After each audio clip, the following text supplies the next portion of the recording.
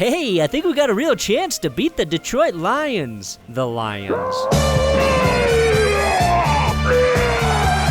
Wear a diaper. Why, every time the Broncos have a chance to take control of their playoff destiny, they don't? This is the Broncos when a win will drastically help them. There's that little win dangling in front of them that they'll never get. This team came back from the dead this season just to hang out and eat hors d'oeuvres at their own funeral before ultimately letting The Undertaker bury them again in January. Listen, what I talk with Russell about's none of your business. We've reached the point of the season, though, where someone is yelling at Russell Wilson during a game again. Last year it was Mike Purcell. Only thing missing is one of our offensive linemen pushing our backup QBs. Sean lost his gourd after the Broncos were denied on the goal line 3 straight times, which might be one of the dumbest sequences I've seen since Hackett was calling the shots. So, not that long, really. The Lions simply dominated the Broncos for 3 hours with Jared Goff going completely unscathed and tossing 5 touchdowns. It was like the Wizard of Oz. Come on, get up and fight, you shivering junkyard. Put your hands up, you lopsided bag of hay. Now that's getting personal, Lion. Yes, get up and teach him a lesson. Well, what's wrong with you teaching them? Well, I hardly know him. Except the Lion has courage and just kills and eats Dorothy in the second act, and then makes the Scarecrow and the Tin Man his indentured servants. Sometimes you beat Goff, and sometimes you cry because you're alone and your team is a pretender. It was just one of those moments. It's a great win, man. That's 10. And we got more to go. Break it down. I'll reveal what Sean Payton was really mad about, why everyone was wrong about the Broncos goal line series, and why Lions fans should buy the hype, all as I retell this frightening tale of Broncos football in the new.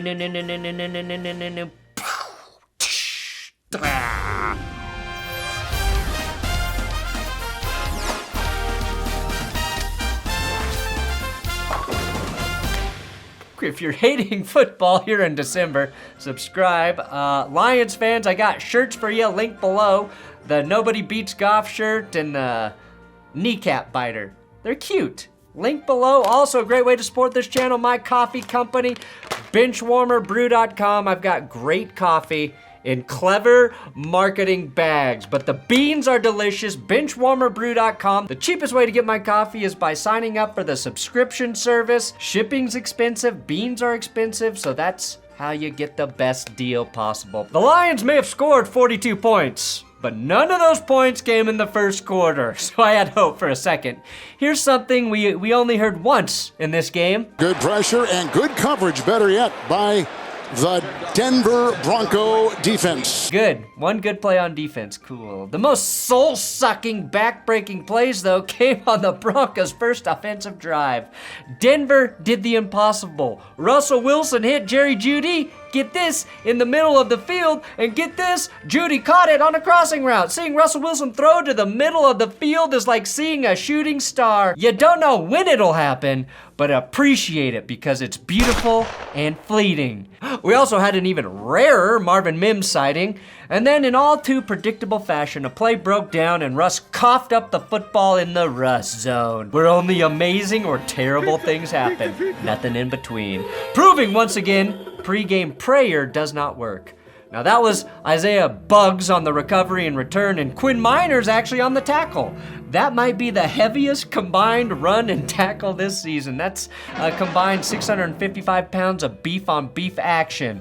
This is the closest Americans will ever get to sumo wrestling. Jared Goff was able to throw 5 touchdowns because he had more time to throw than any quarterback this season. I watched Tom Brady's entire 23-year career highlights play out in a single Goff drop back. If you're going to beat Goff, you gotta do it fast. Amon-ra, St. Brown was a real problem. He broke 100 receiving yards and flipped beautifully into the end zone.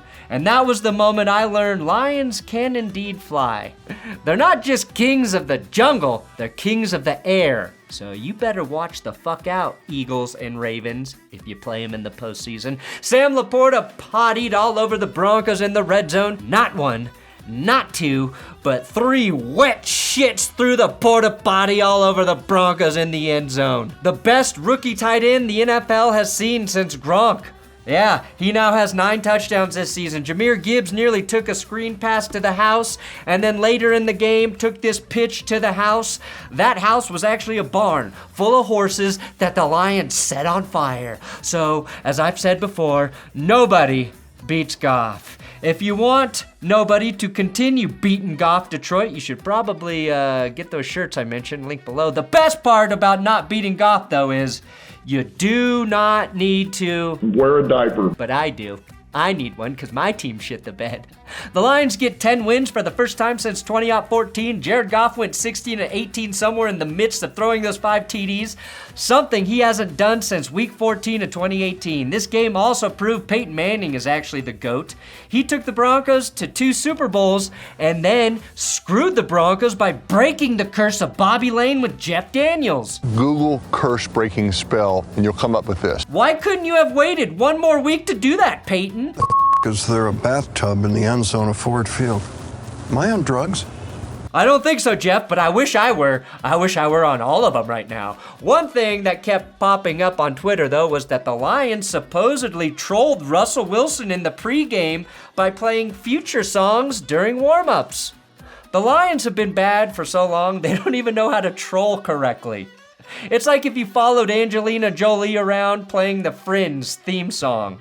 If you don't know, Russell Wilson's wife, Ciara, dated Future before she landed with Russ. And Future supposedly hates Russ, but Russ got the girl. Russ and Ciara just had their 3rd child together. Russ probably conceived that child while listening to Future with his headphones on, while Ciara listened to her own music with her headphones on.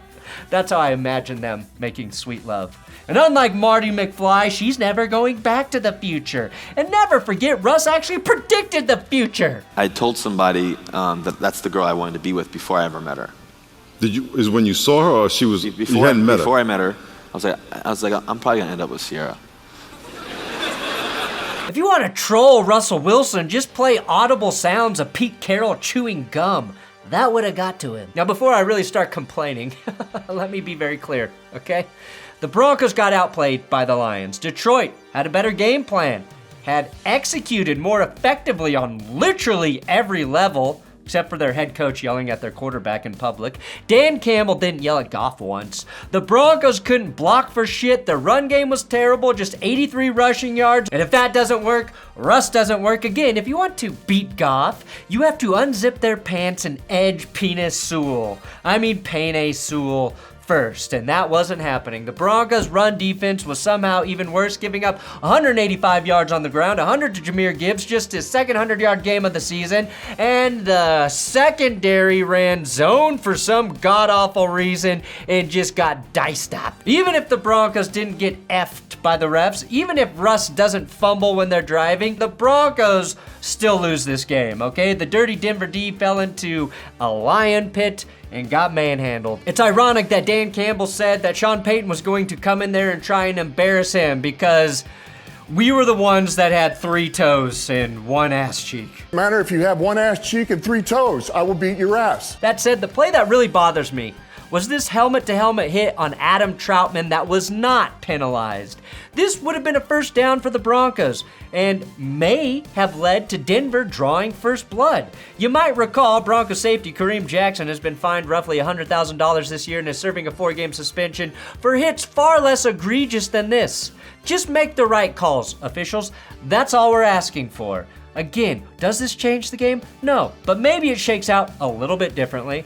Now I present the dumbest sequence, which, yes, occurred in the Russ zone. The Broncos were in the process of having their second nice drive in the third quarter. Cortland Sutton was in the mix. Hell, Adam Troutman was more slippery than actual trout as he swam upstream after Russ got him the ball in the face of pressure. A nice play by Russ there. Hell, I think Jaleel McLaughlin actually scores a touchdown right here. I think you can see the ball cross the goal line from this angle, but the referees rule him short, and and the Broncos can't really challenge that because the Lions are in the way of the goal line angle. Personally, I think Alex Anal Zone and Reeves may have been in the fucking way. should be arrested for obstruction of justice. Also, I think if it's this close, the referee should rule a touchdown just so they can take a look and review it automatically. No clue what they would have actually ruled there, but I think this one is a touchdown. Sadly, after watching the next play under a microscope, I don't think Javonte scores here. It looks like his knee was indeed down a millisecond before that ball crosses the goal line. How those blind officials got that right, I don't know. That requires some serious eagle vision type shit. The next play, hurrying up to the line, Russ hands off to fullback Michael Burton for the TD, but that gets called back because Quinn Miners is definitely offsides, which was confusing as fuck live because they showed us this with the booth guy drawing a stupid ass yellow line right here showing us that he was not offsides. Then later we got that alternate angle where it shows his helmet was across the football in the neutral zone, thus being offsides, thus being the correct call. And if you're making me agree with the refs, you really screwed up broadcast. But at the time, it felt like the Denver Broncos got into the end zone 3 straight times and were never given a touchdown. But it gets worse because then we had to watch the Broncos settle for a field goal. That's what Sean Payton should be criticized for. I don't know why they kick a field goal here. Settling for 3 after 3 non-touchdowns was like getting a massive, beautifully wrapped present under the tree that you open and it's just a jumbo box of socks. Even the little hump touchdown earlier in the game had to be reviewed by the officials. It was as if the Broncos were cursed, not the Lions.